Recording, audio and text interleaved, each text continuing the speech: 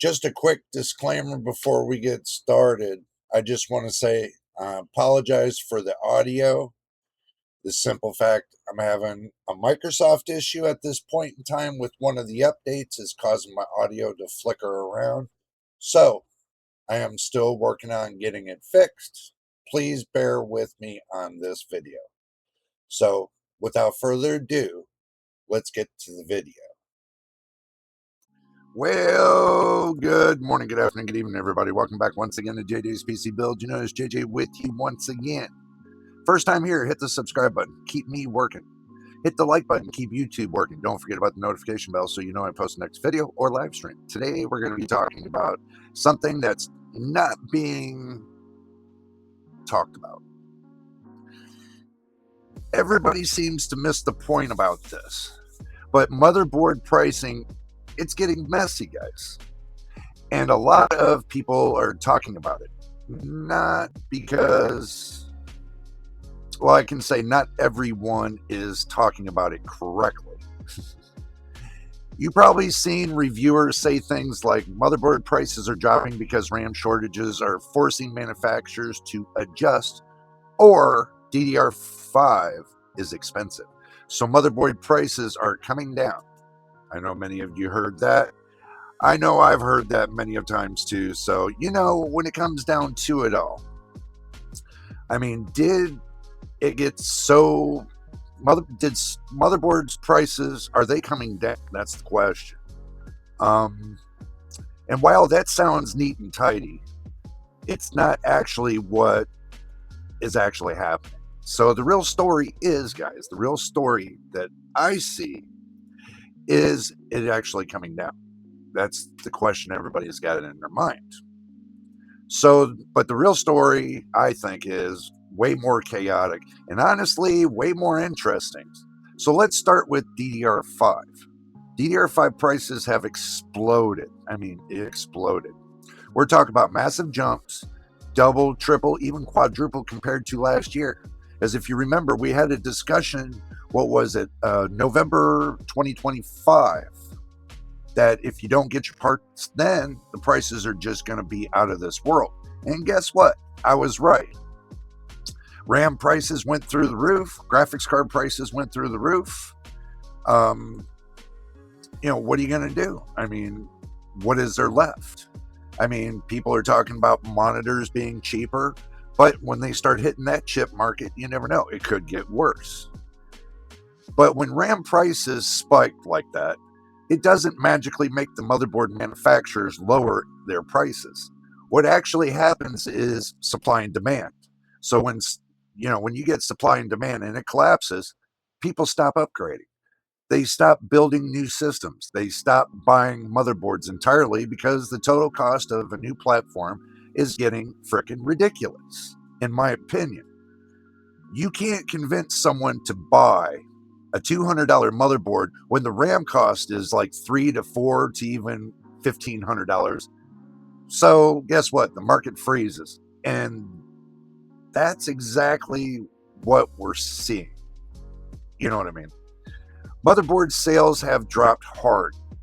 Some reports say 40-50% year over year. Manufacturers aren't lowering prices because they want to help you. Get what I just said? Manufacturers aren't lowering prices because they want to help you. They're lowering prices because nobody is buying.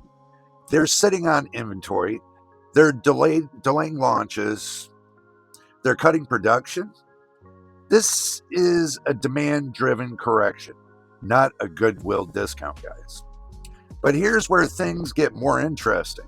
DDR4 shortages are now happening at the same time. Well, I can say there's much more than DDR4. You're going down the stack. Some people are claiming all the way down to DDR2 is becoming unattainable. Manufacturers have slowed down DDR4 production because they assumed everyone would be moved to DDR5 by now. But that didn't happen, actually. DDR5 got too expensive, so people stayed on DDR4 or DDR3 or DDR2. And now DDR4 supply is shrinking because the manufacturers aren't making it. as readily available as it would be for, the rest of the SKUs. DDR4 kits that used to be everywhere, are suddenly harder to find. Prices that used to fall every month have stopped falling. Some DDR4 kits are even going up in price.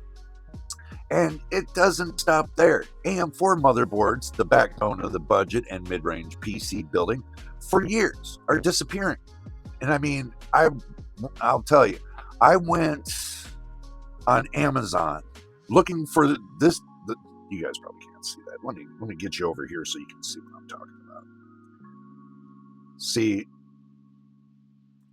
talking about this motherboard right here. This is the Asus Strix B550-A Wi-Fi gaming motherboard.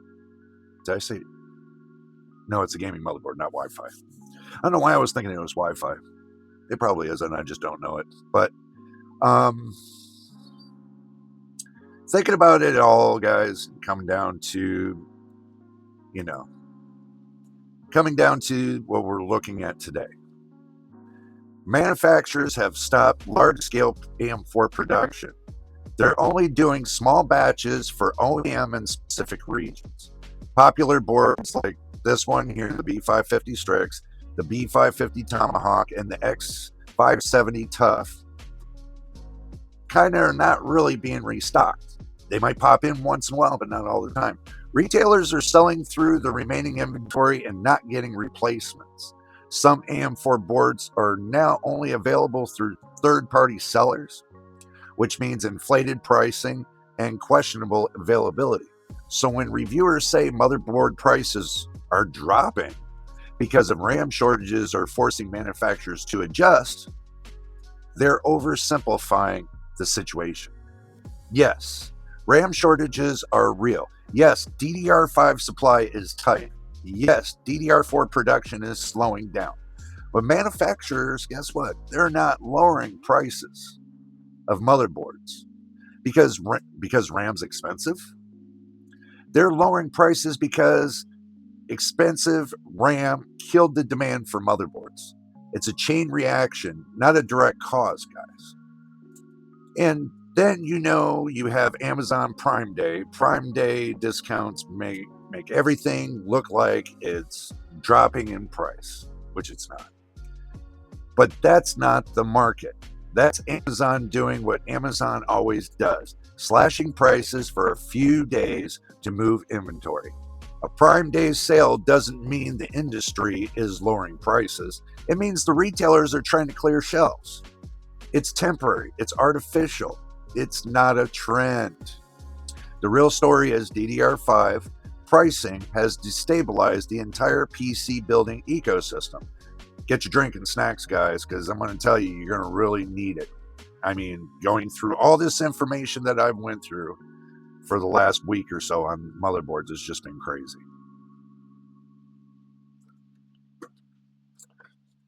Basically, it's pushed people back to DDR4 because of DDR5 pricing.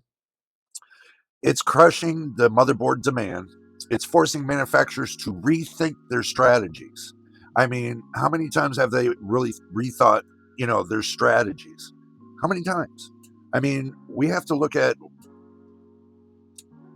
are they really going to help us?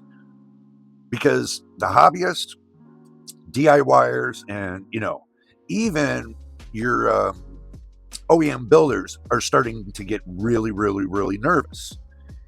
I can tell you I'm nervous about it. And it's hard for me to put together an actual decent build to give you guys an actual decent answer on the price to performance. I mean, to be honest, I really can't give you that answer at this point. It's created a temporary illusion of price drops that don't reflect the actual market, guys. It doesn't. Even lowering motherboard prices, the total cost of a new build is still too high. You can save 20 or 30 on a motherboard, but if RAM cost is 200 or more, then it's used. I think more people are going to be buying used parts than new. But you're still losing because used parts are being priced as new parts. So the platform cost is what matters, not the individual component. And right now, the platform cost is broken. Even if you go to Micro Center and get a good flash deal, you might be better just to get an open box and put all your parts together with open box parts, and then take your stuff home, build your system, and be happy with it. So yeah, motherboard prices might look like they're dropping, but they're not dropping for the reasons people think. And they're definitely not dropping in a way that makes upgrading easier. Not for us. Not for me being a full-time gamer, full-time content creator, full-time PC builder, the whole 900 yards. This market is under pressure, not a market offering deals. DDR5 is too expensive. DDR4 is becoming scarce. AM4 motherboards are disappearing like somebody stole your Pop-Tart. And retailers are using sales events to mask the instability. They're not telling you the truth that they're sitting on product because they're just trickling it out like they do the graphics cards. Until DDR5 prices stabilize, or until manufacturers find a way to make new platforms more affordable. I'm not saying the NVIDIA Spark neither. Guys, this weird pricing behavior is going to continue. You're going to see temporary dips, random sales, and occasional discounts, but the core issue remains, and you know it, and I know it. The platform cost is too high. I mean, we had, and you have to look at the market is correcting itself in real time, trying to. But I went and tried to price even DDR4, a whole platform. What I come up with is very, very sketchy when it comes to the pricing. I mean, if you're doing DDR4, you getting two components alone is going to be $500. And that's the motherboard and the CPU. It depends on the CPU you want to buy. I mean, it could be less than that too. You could say, okay, well, I just want one that's going to get me by for now. Well, they got the Ryzen 5 5500, and they got a motherboard combo for less than $300. You can go that route too, but the motherboard they're using don't have good enough VRMs to do an upgrade to the next chip. You're only going from a 6-core processor. Let's say you want to do a 16-core processor on that same motherboard. It doesn't have the VRMs to handle it. I was going through Amazon pricing the other day, and I was just like, oh my God, it's ridiculous. I know the motherboard I got here in my test bench, I know it can handle a 16-core. I've already looked it up. I've already did my homework on it and everything else.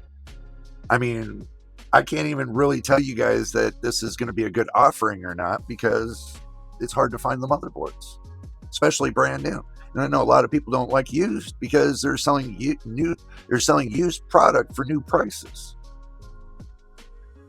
But if you guys want a deeper dive into the DDR5 situation, you can explore DDR5 pricing trends, look at the motherboard market corrections, or just check it out on the DDR4 platform resurgence. But the bottom line is simple. Motherboard prices aren't dropping because RAM is expensive. They're dropping because the market is reacting to the collapse in demand caused by expense. Because DDR4 and AM4 are quietly fading away. Guys, it's not rocket science. I mean, we have to gather that the pricing is just too much. Even when I looked at AM4, DDR4 RAM kits, I mean, even the one I got in this system right here, 32 gigs, they want $250 for DDR4. That's ridiculous. I paid $127 for 64 gigs back before this craze went on. And that was back 2-3 years ago. And I'm still using that RAM. I mean, it's lasted me this long. And I got it overclocked too. It's 3200 megahertz CL16 kick, but I got that all 4 sticks clocked out at 3400 megahertz CL16. Runs great right here. I haven't had a problem. I've been running it like that ever since I got it. And that's well over 3 years ago. So you guys do the homework. You decide what you want to do. But I can tell you, if you ask my honest opinion, if you're going to look for affordable gaming parts, I would look on the Facebook Marketplace. I would look on, third-party outlets to see if you can find something at cheap cost that's not broken, hopefully. So you don't want to get into that moment where you buy something and it's broken. Or you can take the chance and get on the marketplace and say, okay, well, they claim that this is broken, and get one with let's say a bad CPU. But you got excellent RAM, you got excellent storage space, SSD space. I mean, you might get a system for 64 gigs of RAM and 2 terabyte SSD on there, and you might have a broken CPU, but you get a great GPU. I mean, let's say somebody had a 3080 in there.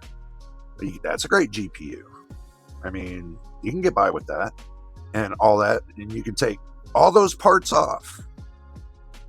And if you got a compatible motherboard, you just transfer it over. Since that's what I would do. I would basically keep my system alive at this point. See, if I want to modify my AM4 platform, the next step would be I was thinking about getting the 5800 X3D, but I'm thinking to myself, why? Why would I do that? Is that what I'm really going to need it for? No. The best thing I would do if I'm going to save myself cost is I would get a 5900 XT with 16 core 32 thread processor. At least that's got 72 megs of L cache. People don't praise it as much. People probably think that, it won't work that well. It won't game. 16 cores. Okay. 16 cores. You find out which CCD has the L cache on it, and you move over to that right there. There's a way to do it. I'm thinking about getting a 5900 XT for my test rig. So that way, when I go to test graphics cards or test RAM or, even testing different type motherboards on AM4, if they're available anymore, then yeah, I mean, I can see it being a good logical choice when it comes to the CPU. But also, too, I can take in consideration, I can use my testing rig as a gaming rig. Either or. I can test out new games. There's many things I can do with this testing rig. So by putting 16 core 32 threads with 64 gigs of system RAM, it's perfect. It's a perfect storm. Even though you guys say, well, Jay, you should be running at 3600 megahertz. I've heard that so many times. I've said like this. Getting RAM that's already overclocked and up to that point, that's one thing. If I want 3600 megahertz RAM, I'll just clock this up to 3533 megahertz and push the existing RAM I have, which is dividing by 4 sticks anyway. So it's going to be giving me the optimal that I need. Yes, I've clocked this out at 3600 megahertz. Yes, it was a little bit unstable, but 3533, it was stable and solid. So yeah, I've tested the RAM. This 3200 megahertz RAM, but I'm running 4 sticks, not 2. Okay, DDR4, you want to run 4 sticks. I got 4 16 gigabyte sticks to give me 64, and they're all matched. They're not mix match sticks. They're all matched.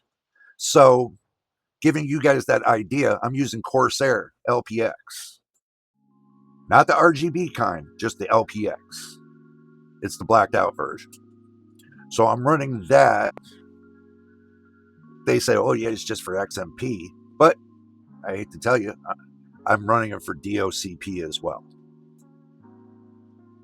So I can use it for DOCP. but I manually clocked it. No, I didn't narrow the timings. I just manually overclocked it. Left the system to determine the narrow timings. I really didn't want to mess with the narrow timings because that is an animal in itself. And that's something that the consumer doesn't really want to know about. They don't want to know about, how to set narrow timings and everything else. They want to know about how I can upgrade and overclock my system RAM that I have right now. That's what they want to know about. They want to know about how you can manually just, one click, set and go. It's pretty simple. There's only two things that you got to change. One, you got to change the main clock, and two, you got to change the F clock. But remember, the main clock and the F clock have to be in with each other because your F clock has to be one half of your main clock. So your main clock, let's say it's 3400. Now, in order to set the F clock, you have to divide that by 2 to get your F clock number. So 34 divided by 2 is 1700. So I got it set at F clock set at 1700. I know I could set the F clock all the way up to, stable wise, I can set it all the way up to 2000. But I want to keep it evened up with the main clock so there's no instabilities. But anyway, guys, that's my little two-piece that I had for you today.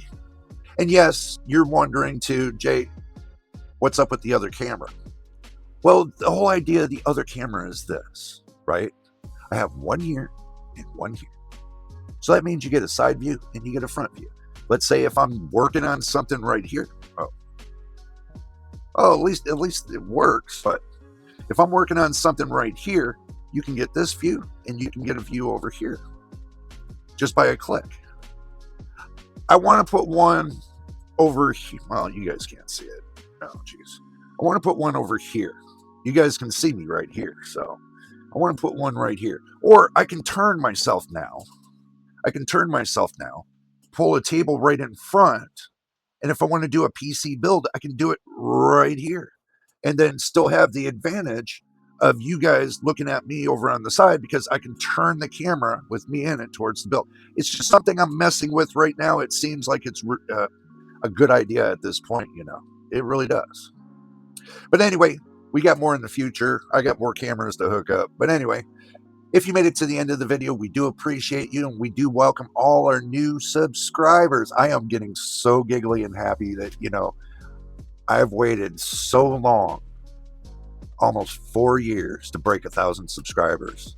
And if it wasn't for you guys, I would not be here today. And I do appreciate you guys 100%. I really do. That just gives me more ambition to be here to make these videos because it sets me on the first mission that what I was setting out to do when it comes to, how can I say this? To help you guys in your PC journey. Your hobbyist, your enthusiast, your DIYers that love to build, come up with new ideas and new recommendations and everything else. And the people that, don't have prior knowledge to PCs, that need help. That's the reason why I have the live stream as well on Wednesdays at 8 p.m. Pacific Standard Time, is to help anybody that needs it. Yes, I have a little bit of a, powwow I have with everybody about certain things that happen on during the week. As far as the way the community's been going back and forth with these companies, especially with Steam and the new Steam machine and, stuff like that. That's the reason why I have that live discussion with you guys. It's not pre-recorded. Wednesday at 8 p.m. is strictly live, you and me, and everybody else that joins in. So, if you got any problems, and you're stuck, be more than happy to join us, get into the live discussion, which it's free for everybody to get into the live discussion. But YouTube did one little thing that's a boo-boo. When you go to enter, everybody thinks you have to pay for it. You don't. You can what they call voice to chat. You can voice type the first time and then hit enter, and then that pop up of if you guys want to donate to the channel, whatever, doesn't pop back up. It happens. YouTube needs to fix it. I don't know why they haven't fixed it, but they need to fix that crap for sure. Nothing I can do. It's all out of my hands, but you can get into the chat. If you have a hard time, you can always message me. And if you want to become a Discord member, every Wednesday, 8 p.m., if you want to become a Discord member, just get in the chat and let me know, and I'll send you a link, and we'll get you into the chat. This gives you the opportunity to see live firsthand what goes on with my channel, the discussions I have with the other members, the ones that want to get into the discussion and be a part of the discussion. We always have a discussion every day. So if you want to be a Discord member, just let me know on Wednesday, 8 p.m. on the live stream, and I will post a link for you to get in on the Discord. Simple. I know some people that try to get on the Discord are under the age of 18, but until YouTube changes, or not YouTube, Discord changes the rule, there's not much more I can do about that. Okay? People have to learn to work together, keep it civil and keep it clean, until set days to where they say, well, if you're under 18, you can't be there. Until they do that, it's open to everybody. But I say open to everybody to a certain point. Give you that heads up. I mean, if you're 16 and up, fine. But under the age of that's where I kind of draw my line. But 16 and up, that's fine. But I would rather have you have your parents' consent to join the channel. So this way, your parents know that we're keeping it clean. There's nothing we're doing shady. It's all PC talk. There is no other discussion going on but PC talk. Nothing else. And it stays like that. Anybody that goes outside of that realm, then I tell you about it one-on-one. I'll send you a message saying, look, we keep it on PC, this discussion on PC hardware, software, anything dealing with personal computers. We don't go off of that script. Everybody knows that. Everybody that joined understands that. And we keep it on that script. Nothing else. We keep it clean.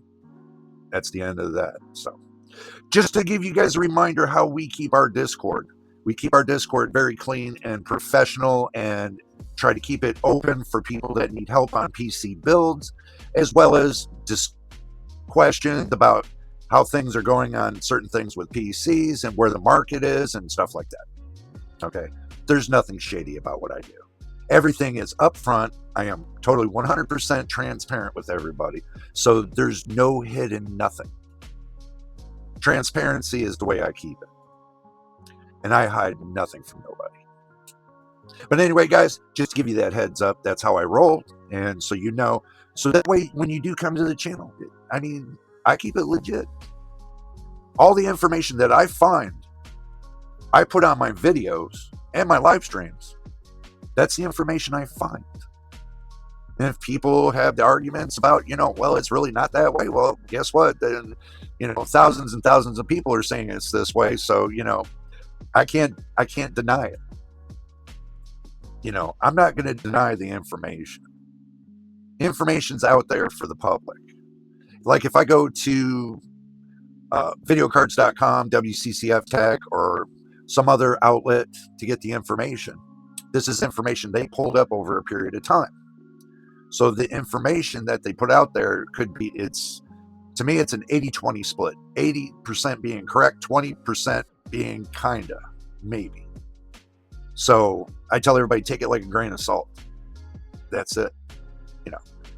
But if I find the information being different, then I'd go back and make another video and clarify that the information was wrong. So I do We'll go back and clarify if information's wrong. Or even if you guys watch one of my videos and say, Jay, well, the information's not correct, then I'll go out and find out why. Or you can leave your reasons why, then I'll go out and look out for the reasons. And if I feel that it is, then I'll make another video recorrecting the video that I made. So I'm just a one-man person, one-man channel. I do all my editing myself. Everything that I record is totally me, nobody else in the background. So just to give you that idea, I don't have 100 people working for me. I work for myself. I'm one person. I try to answer you guys' questions every day. When you leave a comment on a video, I try to answer you guys' question every day. So there it is. Now I left you guys the layout of the platform, but here's the last thing I'm going to talk about really quick. Again, I know that I sound like a broken record. I'm not trying to, but I need more people to this. If you're subscribed to the channel, I need you to watch every video from today all the way back for 1 year. I know I have 1,000 people on this channel. I know everybody has a hard time day by day watching videos. Even if you watch 1 or 2 or 3 videos a week, going from today all the way back, you're adding to my watch time hours. I got to get 1 year's worth of, I got to get 4,000 watch hours. I can't watch videos by myself. It takes everybody that's subscribed, even the viewers that don't subscribe.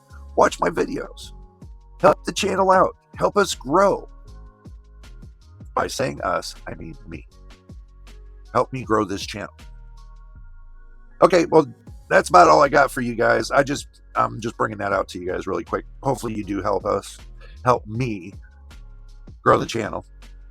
And if you want to, make sure you hit the subscribe button to keep me working. Hit the like button. Oops, something dropped. Hit the like button to keep YouTube working, because if you don't, YouTube will never push out my videos to new subscribers, and we'll never get new subscribers. So make sure you put a like on every one of the videos. And if you want to leave your comment on the video, you can do so. I have no problem in that. That's the reason why they're there. I leave that all open to you guys. It's all publicly out there, public information. So you can watch the video, you can leave your comments, you can do whatever your heart wishes. But one thing I ask, keep it clean. Keep the profanity out of it. Just keep it clean. That's all I ask, nothing else.